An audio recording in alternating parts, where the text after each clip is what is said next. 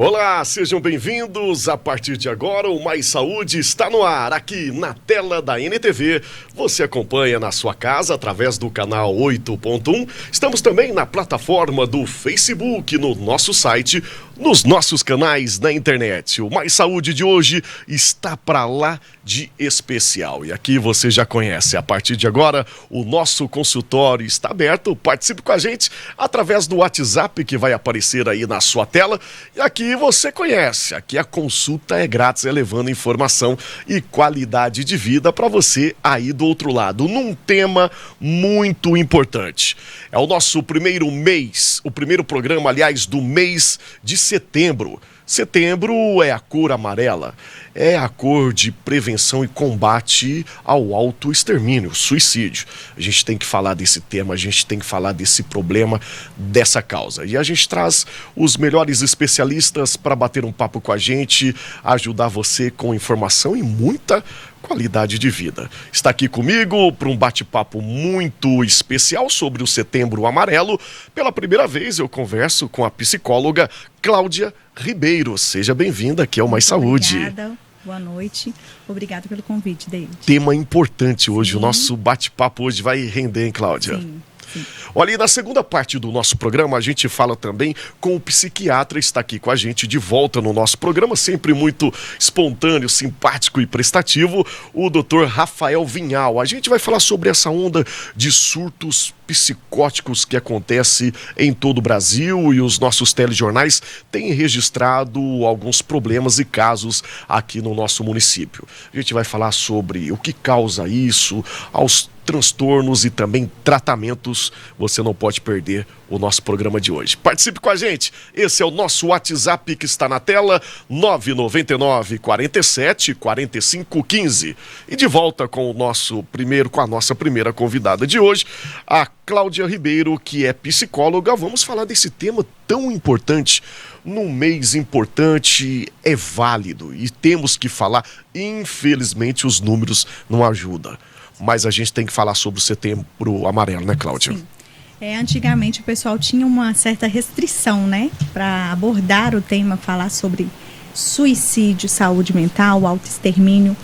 E é um assunto, falar de morte, né, é um assunto muito pesado, fica muito velado entre as pessoas, mas é um assunto que nós precisamos falar. Janeiro, nós temos o Janeiro Branco. Branco, exatamente. Sobre saúde mental. E logo, né, no finalzinho aí do ano, a gente tem o Setembro Amarelo. Eu acho que vem a cair muito bem, né? Porque já estamos cansados. Eu falo que chega mês de agosto, está todo mundo no desgosto, né? Esperando o final do ano.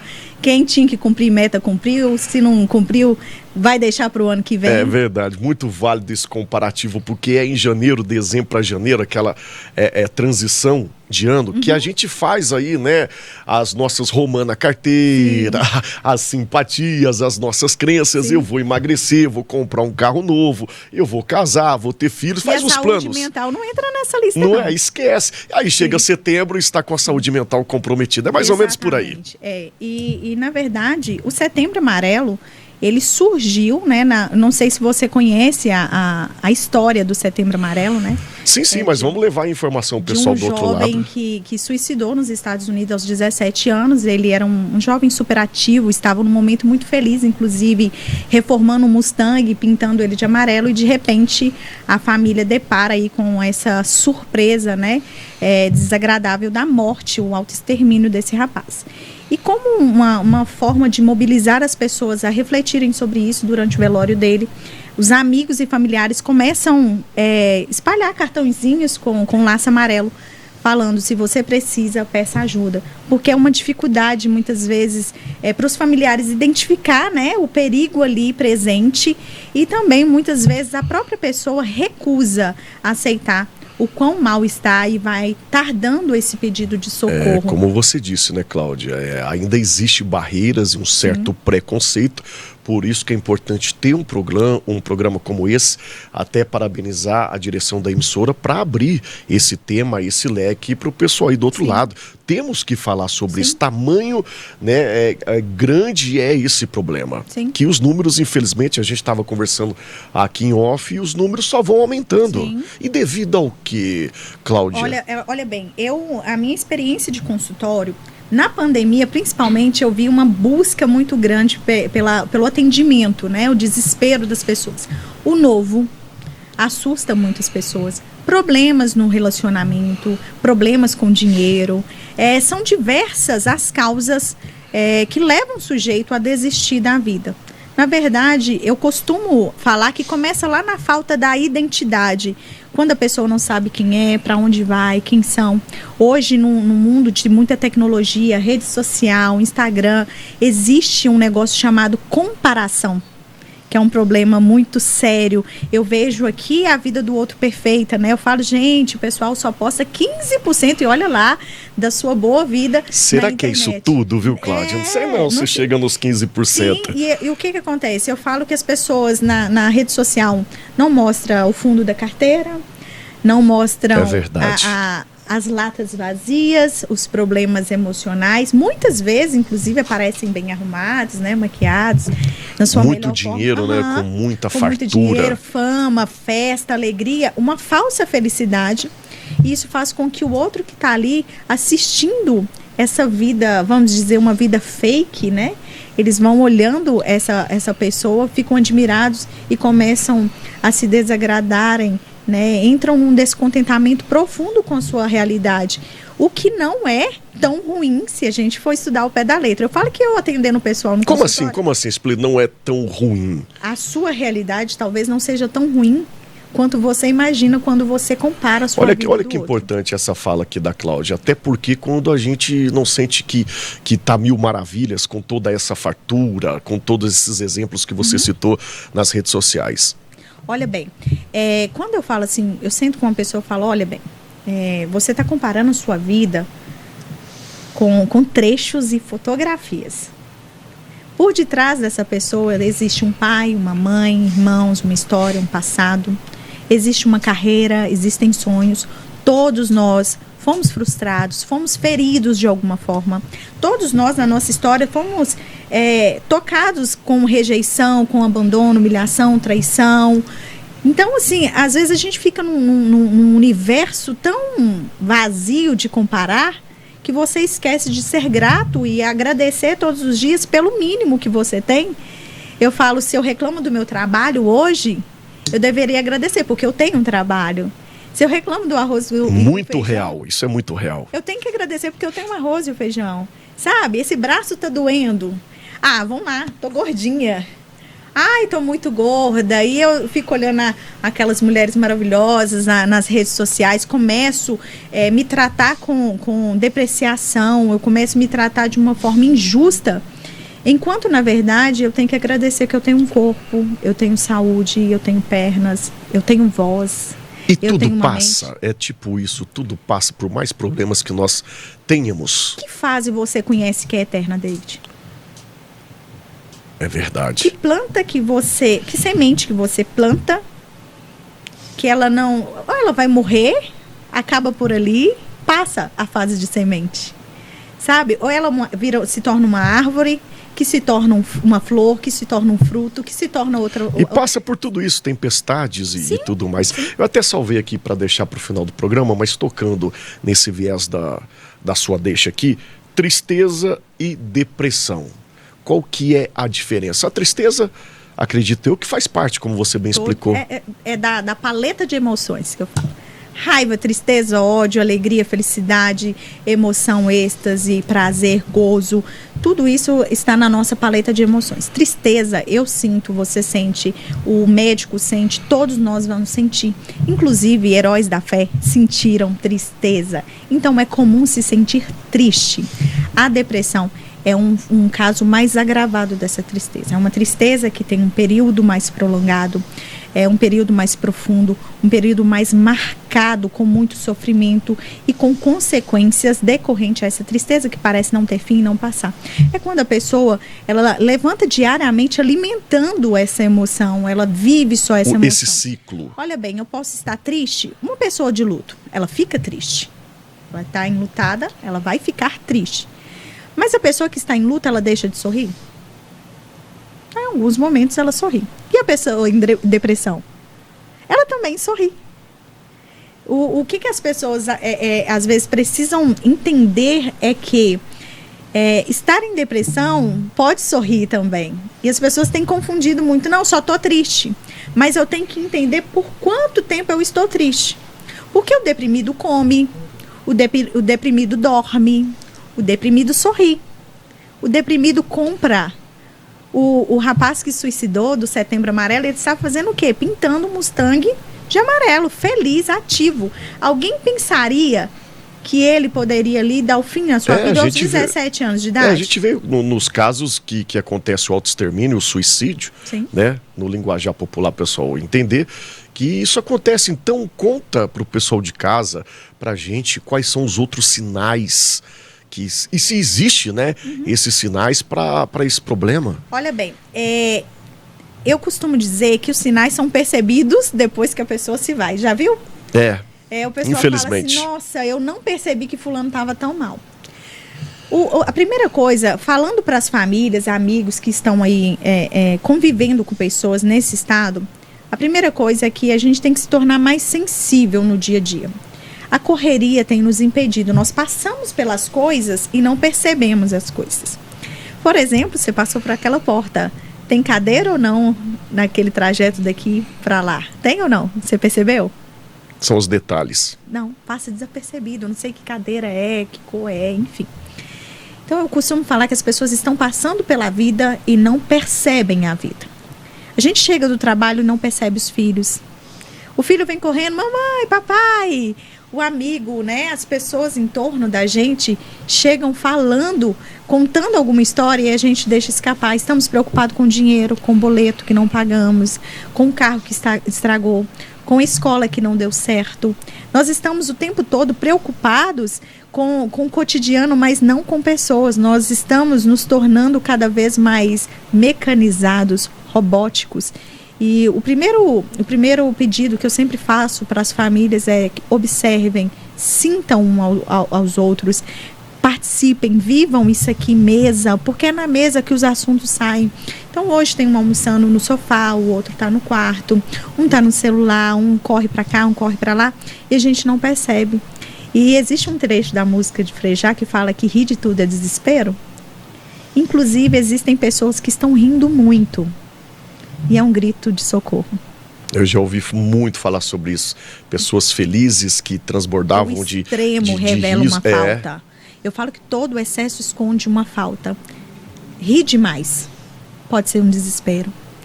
Pessoas que estão 100%... Claro que é muito bom estar positivo, é muito bom estar em qualidade de vida, feliz. Mas sabe aquela pessoa que posta demais?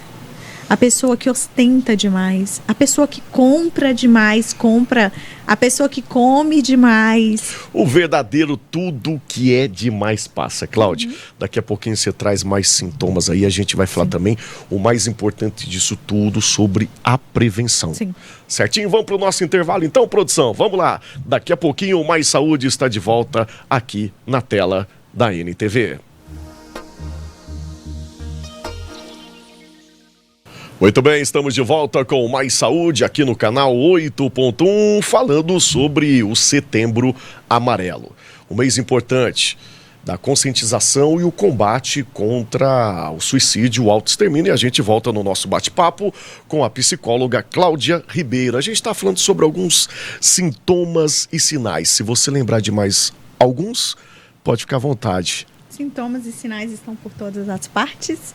Eu acho que o ser humano, cada um carrega sua individualidade, particularidade. Então, cabe a nós sermos sensíveis para observar. Se você é um cara muito contido, às vezes está exagerado de alguma forma, opa, tem um sinal aqui.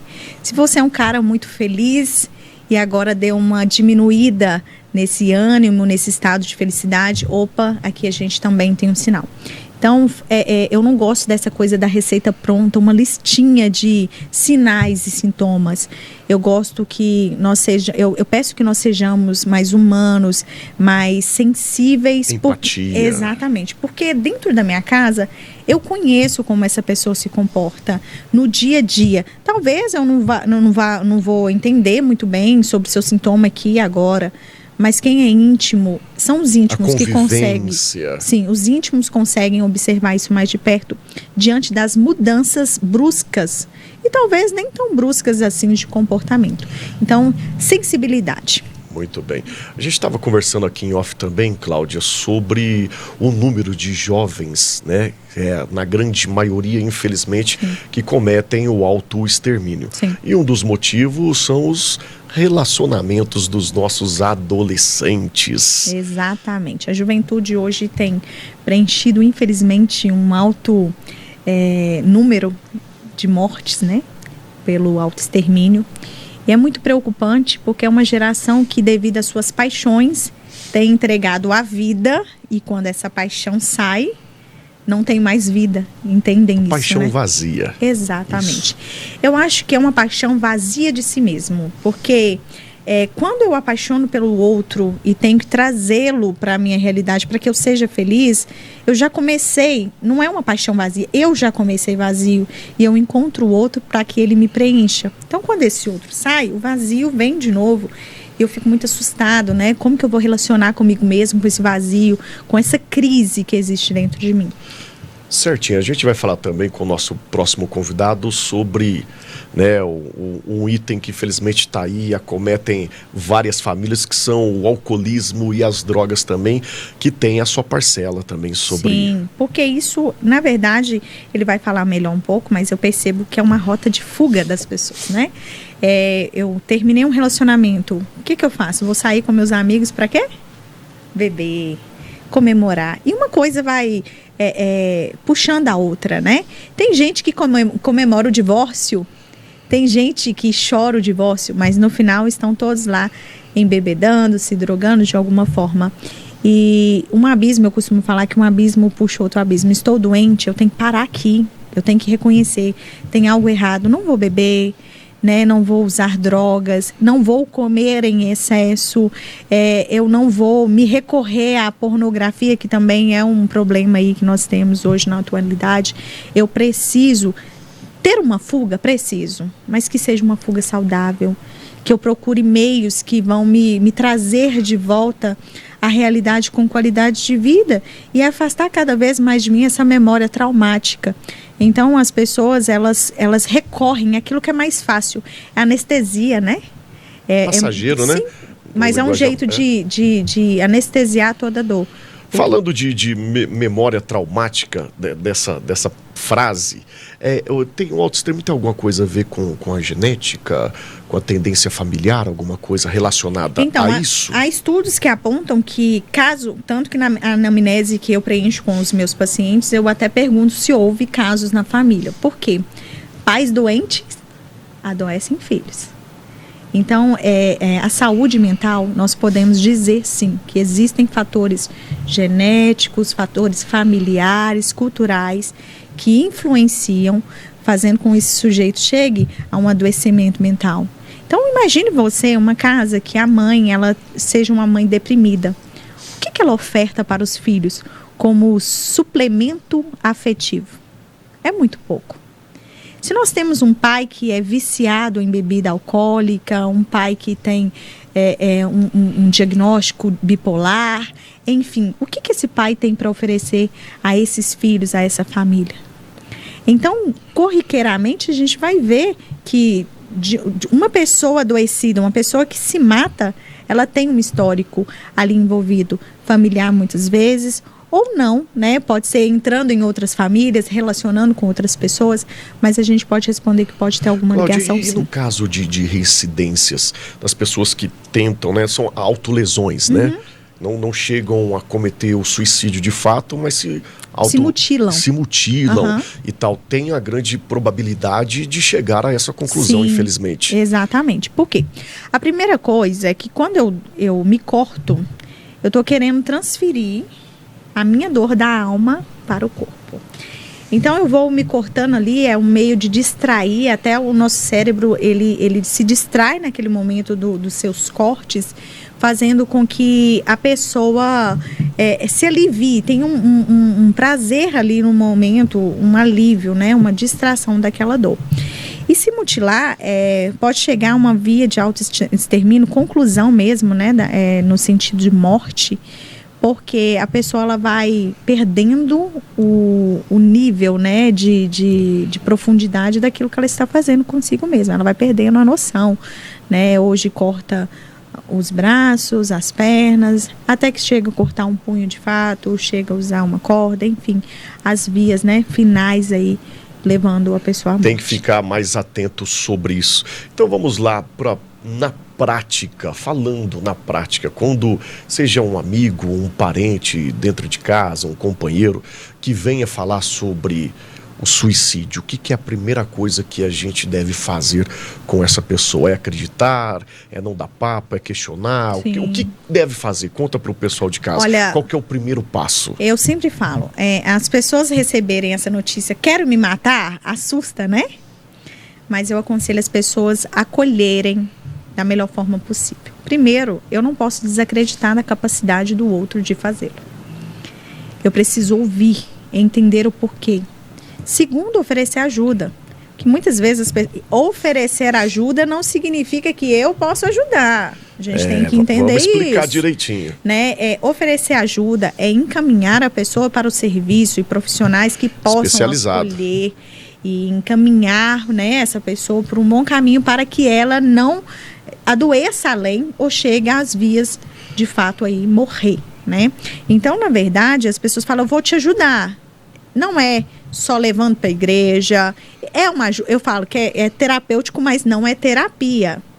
É levar para a igreja, para o beach tênis, para o forrozinho, para o pagodinho, pode ajudar, mas não é a ajuda que esse sujeito precisa no momento. Quando eu chego e falar, quero morrer, eu preciso conversar com alguém que entenda o porquê do meu quero.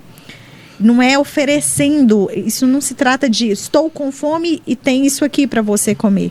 Vai muito além, o buraco não é instantâneo, né? Não é... A coisa é mais fundo, o buraco é mais embaixo. Então eu preciso... de tratamento. Exatamente. De tratamento, E a gente tem que quebrar essa coisa de que psicólogo é para doido, psiquiatra é para quem está em surto, para o louco. Não é isso. Eu acredito que melhorou muito, sabe, esse aspecto, mas ainda existe barreiras. Inclusive, e preconceitos. A própria pessoa carrega essa barreira, né? Tem esse muro. Eu costumo falar que a pessoa, quando vai para psicóloga, ela já foi para um tanto de lugar. Foi para o psicólogo que quer morrer por causa do ex. Já foi na cartomante, e já fez um trabalhinho, e já rezou, fez a simpatia, amarrou a fitinha, leu o livro de autoajuda, como conquistar, como trazer a pessoa em 7 dias, e depois vai procurar ajuda. Então, o problema das pessoas é deixar acumular os problemas. Eu costumo falar que as nossas emoções funcionam como uma panela de pressão. Precisa chiar, soltar. Vai soltando, vai falando que amola, vai externalizando seus sentimentos, porque senão uma hora explode. Então vamos segurar aquilo que a gente está sentindo. E os pais, familiares, não segurem também os filhos, sabe? Ah, não, você precisa disso. Não, você está precisando de um serviço. Você está precisando ir rezar, orar, ir para uma igreja. Você está precisando... Um bem material que seja, nada exatamente. Disso. Na verdade, você precisa de ajuda. Você precisa de terapia, de um especialista, de um médico. É verdade. Vamos falar então, para a gente finalizar o nosso bate-papo, a importância da terapia do especialista para reverter esses números. Exatamente. O terapeuta, o especialista, o médico, ele entra na vida do ser humano para clarear. Eu falo que a gente pega aquele tanto de fio emaranhado e começa a desembolá-los, mostrar um outro lugar, né? A partir do nosso olhar, da nossa percepção ali do caso, a gente mostra um novo horizonte para a pessoa. E as pessoas costumam falar, não tem condição de pagar uma terapia, Cláudia. Eu não tenho condição de ir ao médico. Poxa, hoje nós temos a rede de assistência pública que oferta. No postinho, sim, próximo à sua casa. Tem o médico. Tem o CAPS, são vários canais que existe à disposição de forma gratuita no serviço gratuito. Tem as clínicas escola, eu não sei aqui, né, se funciona as faculdades, mas onde eu me formei, o pessoal ofertava um atendimento com um valor assim muito simbólico, se é que a pessoa precisava pagar. Então eu acho assim que falta de portas abertas para acolher não tem. Falta informação, falta as pessoas encaminharem para o serviço adequado. E eu queria mencionar hoje, né, o Centro de Valorização da Vida, o CVV, que é 188. Eu estava aqui, você está conversando que eu estava aqui querendo saber o número. O número é 188. 188. Gente, se você ligar, se você ligar nesse exato momento, vai ter um suporte, pessoas que vão te atender, são psicólogos, pessoas que têm uma capacidade, passa por um critério, não são qualquer um inscritos lá para poder atender um telefone, não, é 24 profissionais 24 horas de plantão para conversar com você. Cláudia, de madrugada, me veio o pensamento, tô louca, não tem, até quem tem terapeuta, eu falo isso, até para os meus pacientes. Aqui tá, 188. Eu não vou atender 3, 4 horas da manhã. Às vezes o celular tá no silencioso. Estou vivendo também. Mas existe uma rede de apoio aqui para você. Então fale sobre a vida. Essa pessoa vai te acolher, vai te encaminhar, vai te tranquilizar. O importante é falar. Falar cura. É isso, falar cura e ouvir também ajuda muito. Como é que faz para te encontrar nas redes sociais? Muito obrigado por ter aceito o convite. Né? Quero mandar um abraço para a Raquel, que é psicóloga também. Hoje, quando contactei com ela, beijão para você. Vai voltar breve aqui no nosso programa também. Ela falou, vou chamar a Claudinha, que é lá da Galileu, da sua igreja. Vamos chamar ela, que ela é expert nesse assunto. Obrigado por ter aceito o convite. Espero te receber mais vezes aqui. Como é que faz para o pessoal de casa te encontrar? @psicóloga Cláudia Ribeiro. Vocês vão encontrar, lá tem um número que me encaminham para vocês. Seu link, tudo certinho. Pro WhatsApp. Inclusive, estou com uma jornada maravilhosa do autoconhecimento. É uma jornada que está sendo disponibilizada para as pessoas. Esse mês de setembro eu sempre gosto de promover uma atividade que dê a oportunidade em termos financeiros, de tempo, para as pessoas se cuidarem. Então, é uma jornada de 6 encontros com preço chuchu beleza, dá para todo mundo pagar, dividir e também se conhecer, inclusive às 5:30 da manhã. Então, não é desculpa. Então, pronto. Não vai atrapalhar a sua rotina. Não, se cuidar é importante. Psicóloga Cláudia Ribeiro. Psicóloga Cláudia Ribeiro foi a nossa convidada de hoje. Deus continue te abençoando. Amém. A nós. Breve, a Cláudia volta aqui com a gente. Vamos para o nosso intervalo, que o nosso próximo convidado já está aqui com a gente. É o Dr. Rafael Vinhal, que é psiquiatra, e a gente vai falar sobre transtornos psicóticos, surtos e muito mais. Não sai daí, é o Setembro Amarelo em Pauta no programa de hoje. Eu volto já já.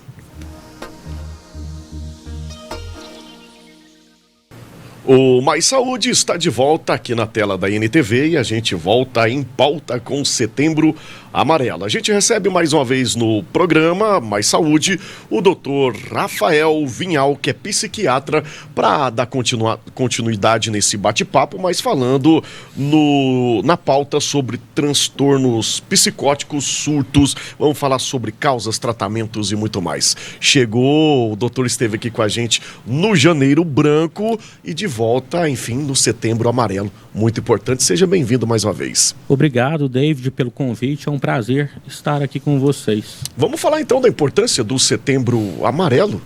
Ter um mês, todos os dias a gente tem que falar sobre autoextermínio, sobre saúde mental, né, doutor? Mas ter um mês dedicado a isso também é muito importante. É extremamente importante a gente falar sobre suicídio, porque pela prevalência, né? Transtornos mentais, eles potencialmente matam. A gente está diante de uma causa de 1 milhão de mortes por ano no mundo, né? Então, é algo bem prevalente. Hoje, se você pegar pessoas acima de 15 anos até 35 anos de idade, é a terceira causa de morte no Brasil. Se um adolescente ou jovem falece, né, e não foi, por exemplo, nem de acidente de trânsito, nem de homicídio, e não tem outras causas identificáveis, a gente obrigatoriamente deve suspeitar de suicídio, e no mundo a segunda causa é de morte em adolescentes e adultos jovens. O que, infelizmente, se tratando de números, só vem aumentando, né, doutor? Infelizmente. Exato, o suicídio ele é contagioso, né? Quando a gente divulga vídeos ou fotos de pessoas cometendo suicídio, ou se a pessoa assiste alguém cometer o ato, ela pode muitas vezes adotar aquela estratégia como estratégia para aliviar a sua dor ou o seu sofrimento. Mas falar é válido. Certo. Abordar o tema e discutir sobre isso é importante. Sim, é uma forma de prevenção. É verdade, existe um certo receio e preconceito de alguns profissionais da imprensa que não querem falar sobre isso. Antigamente a gente tinha essa questão, um mito, né, de que não deveríamos falar, mas falar, né, é das melhores formas de a gente prevenir sobre o assunto. Muito bem, e ouvir também faz parte, é por isso que você vai ouvir um dos melhores profissionais na área, mas até chegar o autoextermínio, ao suicídio, né? Vem aí os surtos, automutilação, são sinais. São sinais. Muitas pessoas, elas procuram profissionais de saúde no mesmo mês antes de cometerem suicídio. Então, se nós perguntarmos também sobre a saúde mental, como a pessoa está, como ela tem se relacionado com o outro, né, para a gente poder, pelo menos, fazer uma triagem ali, quem não é profissional da área de saúde mental, para podermos orientar, encaminhar. Então, a pessoa, muitas vezes, ela vai demonstrando sinais e sintomas. 97% das pessoas que cometem suicídio, a causalidade é um transtorno mental identificável. Depressão, bipolaridade, dependência química, esquizofrenia, transtornos de personalidade. Então, é extremamente importante. Esses outros 3% que a gente não encontra a causa, quando se faz uma autópsia psicológica, a gente conclui que eles também tinham indícios de transtorno mental. Doutor, a gente, como eu anunciei no início do nosso programa, né, infelizmente os nossos telejornais, né, a imprensa local tem mostrado com mais frequência, né, algumas pessoas com surtos em vias aqui no nosso município. O porquê disso, esses números? Os surtos, eles sempre ocorreram e eles sempre vão ocorrer. A gente tem que ter muito cuidado para a gente não classificar o paciente psiquiátrico como um paciente agressivo, né? Porque a minoria dos pacientes psiquiátricos são agressivos, né? Infelizmente, a minoria. A grande minoria são pessoas que elas ficam estáveis, né? 1 a 2% da população vai ter um transtorno grave e persistente. Até 30% da população vai desencadear algum transtorno mental ao longo da vida, de leve a moderada intensidade.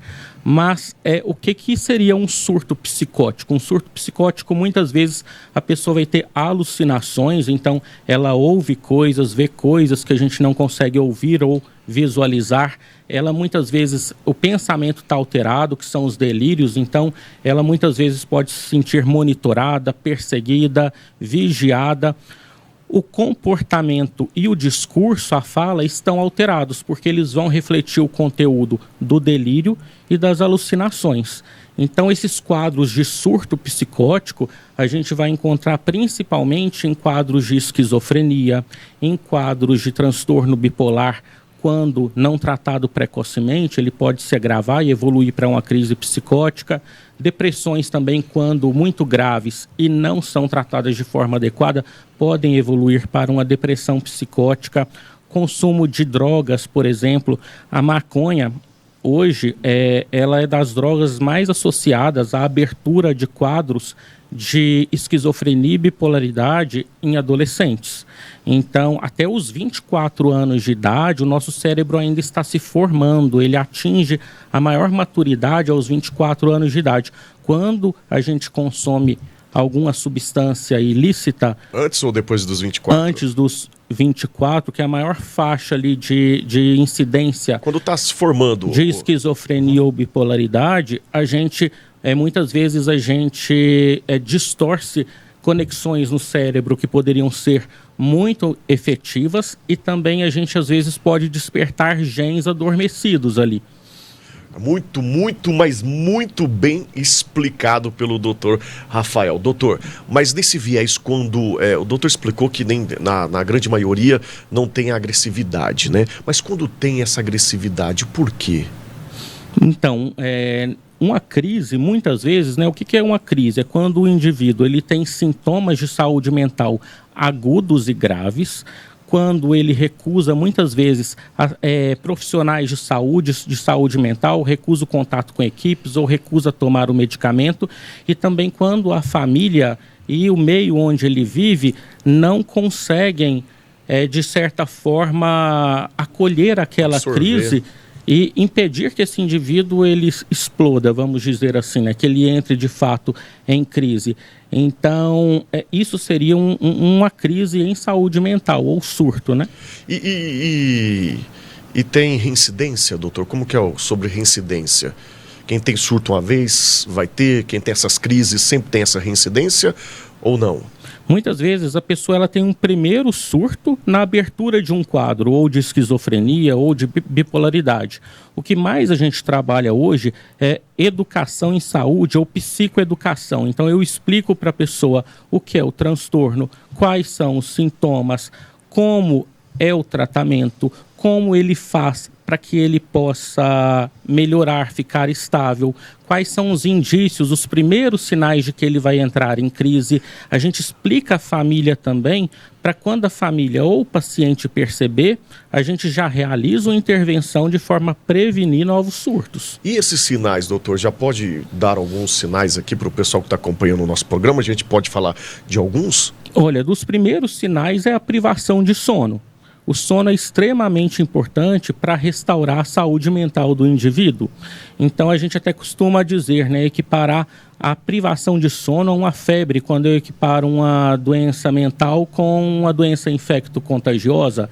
Então, por exemplo, se o paciente com transtorno mental, ele começa com privação de sono, são indícios ali de que ele vai se desorganizar. E aí muitas vezes ele começa a ficar com a fala mais acelerada, o pensamento mais desconexo, ele emenda uns assuntos nos outros sem terminar o assunto anterior. Começa a ficar as coisas dentro do quarto ou da casa mais desorganizadas também. O que mais vai chamar a atenção é a mudança abrupta do comportamento. Ele é de um jeito, né, e a doença está fazendo ele agir de outro jeito. Isso tem alguma coisa a ver? Vou fazer a mesma pergunta que eu fiz para a Cláudia. É hereditário? A gente herda isso aí dos nossos pais, avós, antepassados? Tem alguma ligação com isso? Sim, se no caso do suicídio, Getúlio Vargas suicidou, o filho dele suicidou, o neto dele suicidou. Então a gente tem vários genes ligados a questão de transtornos mentais. Tem vários estudos entre gêmeos idênticos que vão mostrar que gêmeos idênticos, muitas vezes, quando um tem algum transtorno mental, o outro tem maior risco também pela genética. Doutor, antes da gente ir para o nosso intervalo, eu tenho mais uma perguntinha, já tem o nosso telespectador participando aqui com a gente. O Ivan até pediu para se identificar, hoje mais cedo ele esteve com a gente através dos nossos canais e mandou aqui: após o surto, é normal sentir tonturas, vertigens e a visão borrada? Pode acontecer, né? Por quê? Porque muitas vezes, por exemplo, a pessoa pode ficar privada de sono, isso por si só já gera todos esses sintomas. Ou muitas vezes, por exemplo, a pessoa deixou de tomar as medicações, eu preciso reintroduzir as medicações. E geralmente em surtos a gente às vezes utiliza doses terapêuticas um pouco maiores para o paciente se tranquilizar. Então ele, até se adaptar novamente ao tratamento e restaurar a sua estabilidade, ele pode apresentar sintomas como este. Mas o mais importante, antes da gente ir para o nosso intervalo, é de que existe o tratamento.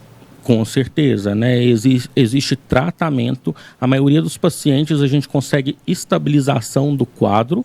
São quadros crônicos, assim como, por exemplo, uma hipertensão, um diabetes. Se a gente for pensar, o hipertenso tem crise hipertensiva.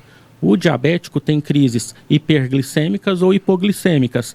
O epiléptico tem crises convulsivas, o asmático tem crise asmática. E o paciente com transtorno mental, ele pode apresentar crises, pode apresentar os surtos. Mas tem tratamento? Mas tem tratamento. São terapias e medicação? A terapia é fundamental. É muito importante, independente do método terapêutico, o vínculo com o profissional psicólogo. E é exatamente trabalhar essas questões da psicoeducação, da questão do transtorno, de como a gente faz para prevenir novas crises ou surtos, de aquele profissional ele estar também diretamente ali envolvido e orientando não só o paciente, mas a família também. A família é extremamente importante para a gente envolver nesse processo, né? Quando uma pessoa em casa adoece, toda a família adoece. Se a pessoa está bem, toda a família ali fica bem. Então é importante a gente trabalhar sempre a família. E os medicamentos, em caso de psicose, eles são extremamente necessários. A gente vai utilizar antipsicóticos. Certinho, vamos fazer o seguinte, vamos para o nosso intervalo. Enquanto a gente vai girar o intervalo, você aproveita aí do outro lado para você mandar a sua pergunta através do nosso WhatsApp. Já tem mais telespectador participando aqui com a gente. Vamos então girar a produção. Ó, intervalo rapidinho, daqui a pouquinho o Mais Saúde está de volta aqui na tela da NTV. Ok, estamos de volta com Mais Saúde aqui na NTV, através dos nossos canais na internet e no canal aberto 8.1. Participe com a gente, daqui a pouquinho aparece o WhatsApp aqui na telinha para você mandar a sua pergunta. Aproveita que é o último bloco e a gente volta em destaque em pauta com Setembro Amarelo. Nosso convidado continua com a gente, o psiquiatra, o Dr. Rafael Vinhal. E a gente está falando sobre transtornos e surtos psicóticos. Temos aqui algumas participações já do pessoal aí de casa. Boa noite, David. Doutor, usuários de drogas, com o tempo, ficamos com problemas mentais? Olha, o próprio uso de drogas, né, a dependência química, já é um transtorno mental. Então, ele pode sim surgir com várias comorbidades. Geralmente, em usuários de droga, a gente precisa sempre pesquisar comorbidades. Por que ele utiliza drogas? Né? Geralmente a pessoa ela busca na droga uma estratégia para se automedicar. Tratar muitas vezes uma hiperatividade, uma ansiedade, uma insônia, uma depressão. Então é importante a gente acolher essas pessoas, porque a dependência química também é uma doença crônica. Quando a gente fala de dependência química, incluindo também o álcool, o alcoolismo. Com certeza, né? O álcool, ele é das drogas potencialmente que trazem mais esse efeito de dependência, né? O alcoolismo. E até porque o mais consumido, fácil, né? O livre acesso Sim, também, o mais né? consumido. Bom, vamos lá, mais uma pergunta aqui. O nosso telespectador também, o Maurício, quero mandar um abraço para ele. A quetiapina causa esquecimento. Eu tomo há uma semana, estou esquecendo muitas coisas. Os antipsicóticos em si, eles vão causar, principalmente no início do tratamento, alguma sedação, né? A gente tem que pensar, se eu tomo um café, o café vai liberar muita dopamina no cérebro, vai ativar. O antipsicótico, ele bloqueia a dopamina, então é o contrário. E a pessoa ela vai ficar um pouco, no início do tratamento, um pouco mais letárgica, mas o objetivo do tratamento jamais é sedar o paciente, é tranquilizá-lo. Uma semana é muito pouco tempo, né? A gente deve esperar umas 3 semanas aí, essa adaptação com o medicamento, é muito provável que ele vá se adaptando e vá melhorando. Muito bem, então a quetiapina, só para o pessoal de casa entender, é um medicamento. É um medicamento. E existe vários, para cada caso é um caso? Existem vários medicamentos, cada paciente é um paciente e vai necessitar de um tratamento, medicações e doses individualizadas. É importante a gente falar isso e eu bato nessa tecla em todos os programas para que não haja automedicação, né? Ainda mais nesse caso que são medicamentos fortíssimos, né, doutor?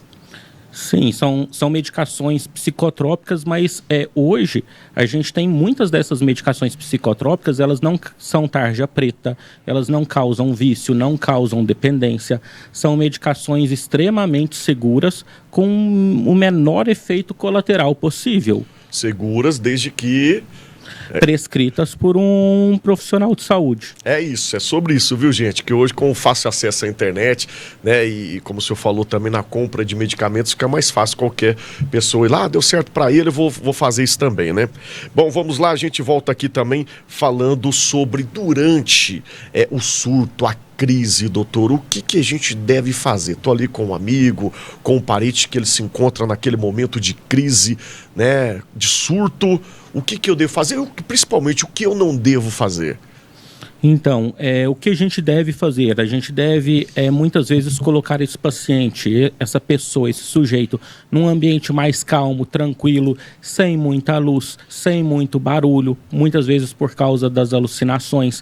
A gente não deve desafiar nem contrariar, né? Quando a gente fala de um delírio, uma ideia delirante, é uma ideia que a gente não consegue quebrar. Por mais que eu tente convencer o paciente do contrário, que aquilo não é real, ele não se convence, requer uso de medicações. Então a gente deve sempre, nesses casos de surto psicótico, procurar assistência médica em saúde mental.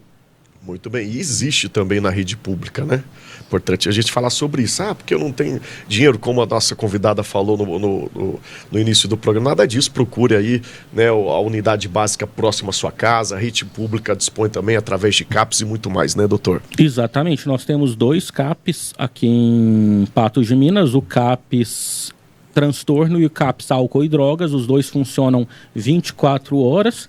E temos também a atenção primária, que é a atenção básica de saúde, onde é o primeiro acesso. Muito bem, tem aqui também a Maria, daqui a pouquinho a gente vai responder ela, mas eu tenho uma pergunta da Marília.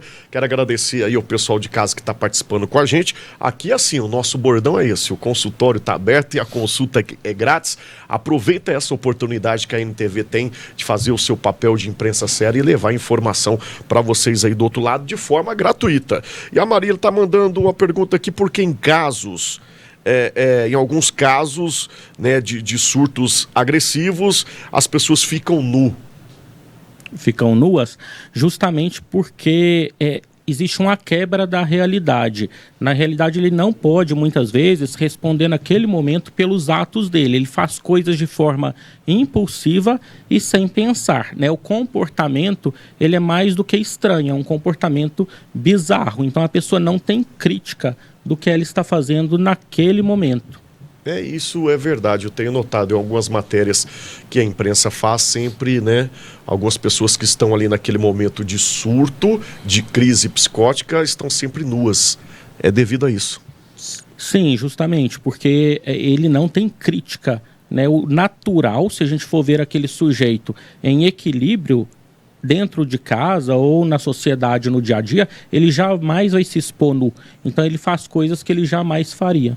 Muito bem, a Maria mandou aqui, boa noite, esse programa está muito bem explicado, é por isso que a gente traz aqui sempre o doutor Rafael Vinhal. Pra gente que não entende muito, eu tenho 2 filhos, um toma remédio e o outro não. Às vezes surta porque um sofreu AVC. Tá contando do caso dela e parabenizando pela explicação. E é isso, né, doutor? E existe mais sobre surtos em caso mulheres ou homens, idades? Tem algum parâmetro sobre isso? Algum estudo sobre isso, doutor? Na realidade, os principais...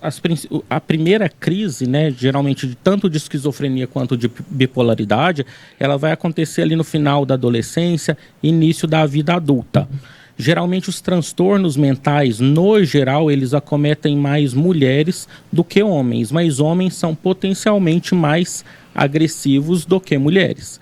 Então isso varia muito. E ao longo da vida, uma vez instalado o transtorno, se ele não for tratado, a pessoa pode ter crises ao longo da vida. E tendo o tratamento, a reincidência é menor. Sim, com o tratamento a reincidência é bem menor, e né? Com o tratamento a risco, eu acredito que chega a 0 de reincidência. Sim, a gente busca, um dos indicadores, né, para eu até me avaliar enquanto médico, se eu sou um bom médico ou não, seria a incidência de crises dentro do meu consultório. Porque se o paciente está comigo, tanto na saúde privada quanto na pública, e ele está tendo muitas crises, talvez eu não seja tão bom. Mas se eu consigo não deixar aqueles pacientes e aquelas famílias entrarem em crise, esse sim é o papel, é a gente prevenir internações desnecessárias. Muito bem, está aqui o Hélio também parabenizando pelo programa, muito bom mesmo o programa de hoje. A gente falou sobre esquizofrenia, doutor, explica rapidinho para o pessoal de casa qual que é a diferença com a bipolaridade. Então, na esquizofrenia, muitas vezes o que acontece? A pessoa vai ter apenas sintomas psicóticos, então alucinações, são alucinações, ouvir coisas, ver coisas, se sentir monitorado, perseguido, ter um comportamento estranho, desorganizado, ter uma fala também que ela não tem nexo com a realidade, né? A esquizofrenia, ela é popularmente chamada de loucura. Agora, a bipolaridade é diferente. Na bipolaridade, se a gente for pensar quem é depressivo, ele sempre tem um humor um pouco mais rebaixado. As crises são de rebaixamento do humor. Na bipolaridade, além de poder ter crises depressivas, a pessoa tem crises maníacas. Então, o humor ele fica muito elevado, eufórico ou irritado. A fala em excesso, às vezes tem um comportamento, se expõe a risco sexual, a risco de acidentes, tem um comportamento mais libidinoso. Então, é um pouco diferente. A bipolaridade ela está mais ligada ao humor e a esquizofrenia mais ligada à psicose. Mas a bipolaridade, quando não tratada, quando é muito grave, ela pode evoluir, sim, para sintomas psicóticos. Então, a pessoa ela pode ter delírios grandiosos, se achar melhor do que todo mundo, ou delírios erotomaníacos, sentir que as pessoas, né, acreditar que as pessoas estão apaixonadas por ela. Então, é diferente, mas às vezes na crise é difícil a gente identificar se aquela crise é de um caso de esquizofrenia ou de bipolaridade. Somente o profissional, isso que é importante aqui, a gente traz os melhores, eu repito mais uma vez aí para vocês. Importante que existe tratamento, e eu gostaria que o senhor falasse sobre isso já no viés da gente voltar um pouquinho sobre o Setembro Amarelo. Que se não se tratar, se não buscar o tratamento, seja o psicólogo, o psiquiatra, né, em cada caso, um caso, como o doutor bem explicou aqui, pode chegar a, infelizmente, aumentar o número do autoextermínio. É o que a gente não quer. Com certeza, nós sempre devemos, né, nos preocupar em como o outro que está ao nosso redor tem se sentido, né, tanto, por exemplo, em casa, quanto na escola, ou com os colegas de trabalho, oferecer ajuda, a escuta, acolher, compreender, né. O principal meio de tratamento terapêutico é por meio da fala. Então a gente precisa, quando a gente fala, a gente organiza os nossos pensamentos, os nossos sentimentos. E se aquela ideia de morte ela é muito persistente, ou se tem outros sinais como planejamento, tentativas anteriores, sempre é importante procurar um profissional de saúde mental. Certinho. Doutor, muito obrigado mais uma vez pela sua participação. Nosso tempo aqui está esgotado. Como é que faz para encontrar o doutor Rafael Vinhal? Quero mandar um abraço a toda a sua equipe, sua assessoria. Parabéns lá às meninas que sempre atendem a gente muito bem quando a gente precisa aqui da explicação do seu tempo aqui no programa. Eu tenho um Instagram, @doutor.rafaelvinhal, tenho um site também, www.rafaelvinhal.com.br. Estou na rua Rio Grande, número 114, bairro Sobradinho, Clínica Desenvolver. Clínica Desenvolver. O arroba, repete mais uma vez. Doutor.rafaelvinhal. Muito bem, doutor. Obrigado mais uma vez pela contribuição do nosso programa, que hoje aqui bombou de participação. Muito obrigado. Contribuiu muito, viu, doutor? Pode ter certeza disso. A você de casa, o nosso muito obrigado pelo carinho, pela sua participação e até o próximo programa.